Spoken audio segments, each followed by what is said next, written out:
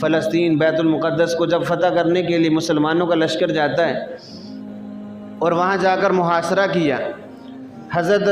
ابو عبیدہ بن جراح رضی اللہ تعالیٰ عنہ یہ وہ شخصیت ہیں عشرہ مبشرہ میں جن کا نام آتا ہے، اور اللہ کے نبی صلی اللہ علیہ وسلم نے فرمایا امین ھذہ الامہ، میری اس امت کا امین ابو عبیدہ بن جراح رضی اللہ تعالیٰ عنہ ہیں۔ محاصرہ کیا، وہاں کے بڑے بڑے جو پادری تھے، جو ان کے علماء تھے، وہ کتابیں لے کر کہنے لگے محاصرے سے یہ فتح نہیں ہوگا، ہماری کتابوں میں ساری نشانیاں موجود ہیں، کیا تم میں کوئی عمر نامی ہے کوئی خلیفہ تمہارا؟ وہ آئے گا، اس کی نشانیاں ہم دیکھیں گے تو ہم صلح کے ساتھ ہی چابیاں حوالے کر دیں گے، اگر وہ نہیں آئے گا، تمہارے اندر وہ نشانیاں موجود نہیں ہیں، تو ہم آپ کبھی بھی یہ علاقہ فتح نہیں کر سکتے۔ انہوں نے خط بھیجا حضرت عمر رضی اللہ تعالیٰ عنہ کی طرف۔ حضرت عمر رضی اللہ تعالیٰ نے صحابہ سے مشورہ کیا، حضرت علی رضی اللہ تعالیٰ نے کہا کہ حضرت آپ یہاں سے نہ جائیں،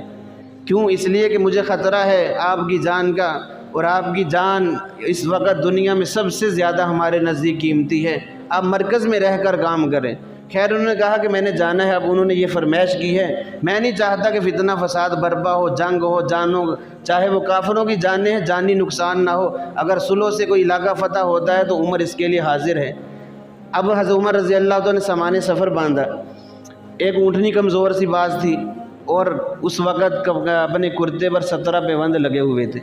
صحابہ جمع ہو گئے، حضرت آپ جا رہے ہیں، ان سے ظاہر بات ہے بادشاہوں سے ملاقات کرنی ہے، اور ایک فتح کے لیے جا رہے ہیں، آپ ایک قوم کے لیڈر ہیں، ہمارے پیشوا مقتدا ہیں، خلیفہ ہیں، اور اپنی ذرا حالت تھوڑی سی بدل لیں، تیز رفتار گھوڑا لے لیں سواری کے لیے، عمدہ سواری ہے، اور اپنا لباس بدل لیں، ہم عمدہ لباس آپ کو پہنا دیتے ہیں۔ صحابہ کی باتوں میں آگے لباس بدل لیا، گھوڑے پر سوار ہوئے جیسے ہی تو حضرت عمر رضی اللہ تعالیٰ جلدی سے نیچے اترے اور کہنے لگے میرا وہی کرتا مجھے پہنا دو، اور میری جو سواری ہے وہی مجھے دے دو، میں اس پہ سوار نہیں ہوں گا۔ صحابہ نے پوچھا معاملہ کیا ہے؟ کہنے لگے کہ جیسے ہی میں گھوڑے پر سوار ہوا تو میرے دل کی کیفیت ہی بدل گئی، اور مجھے غیب سے یہ آواز آنے لگی، یہ القاء ہوا کہ عمر کیا کرنے جا رہا ہے، تیری نشانیاں تورات اور انجیل میں ہم نے یہ نہیں لکھی۔ اب وہی سواری لی اور غلام اسلم ساتھ ہے، اور اس سے معاہدہ کیا۔ اب دیکھیں یہ غلام ہے، خادم ہے، نوکر ہے، معاہدہ کیا کر رہے ہیں؟ 1 میل میں سواری پر سوار ہوں گا تو پیدل چلے گا، اور 1 میل تو سوار ہوگا، یہ عمر پیدل چلے گا، یہ معاہدہ طے ہوا۔ انہوں نے کہا حضرت میں خادم ہوں، میں غلام ہوں، آپ سواری پر رہیں، میں پیدل چلتا ہوں۔ فرمانے لگے نہیں، تم ہی تو انسان ہے۔ اب دیکھیں یہ ہیں حکمران جن کا نام آج ہم 1400 سال بعد بھی عزت سے لے رہے ہیں۔ خیر یہ سفر طے ہوا، مسجد اقصیٰ کے قریب پہنچے۔ اب معاملہ یہ تھا کہ باری تھی حضرت عمر رضی اللہ تعالیٰ کی پیدل چلنے کی اور غلام اسلم کی سوار ہونے کی،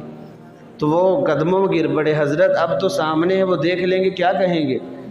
آپ سوار ہو جائیں، میں غلام، میں پیدل چلتا ہوں۔ کہنے لگے نہیں، جو ہمارا معاہدہ ہے اسی کے مطابق عمل ہوگا، مجھے کسی کی کوئی پرواہ نہیں ہے، میرا دین یہی انصاف مجھے سکھاتا ہے۔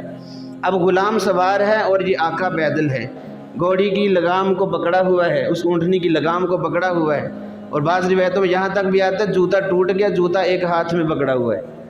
اب یہ بڑے بڑے ان کے پادری اور بڑے جو علماء تھے وہ کتابیں لے کر سامنے بیٹھے ہیں اور نشانیاں دیکھ رہے ہیں کون عمر ہے۔ اب دیکھیں اللہ تعالیٰ نے قرآن مجید میں فرما دیا مثلہم فی التوراۃ و مثلہم فی الانجیل، ان صحابہ کرام کی نشانیاں تورات میں بھی موجود ہیں، انجیل میں بھی موجود ہیں، پہلی آسمانی کتابوں میں ساری نشانیاں موجود ہیں۔ جب نشانیاں ساری انہوں نے دیکھ لی اور معلوم ہو گیا کہ واقعتاً یہی عمر ہے جن کا ہماری کتابوں میں لکھا ہے کہ یہ آ کر علاقہ فتح کرے گا، تو عزت کے ساتھ وہ چابیاں بیت المقدس کی حضرت عمر رضی اللہ عنہ کے حوالے کر دی، بغیر کسی جنگ کے یہ علاقہ فتح ہو گیا، اور وہاں حضرت عمر رضی اللہ تعالیٰ نے پھر اذان پڑھنے کا حکم دیا، تو اس طرح یہ علاقہ فتح ہوا۔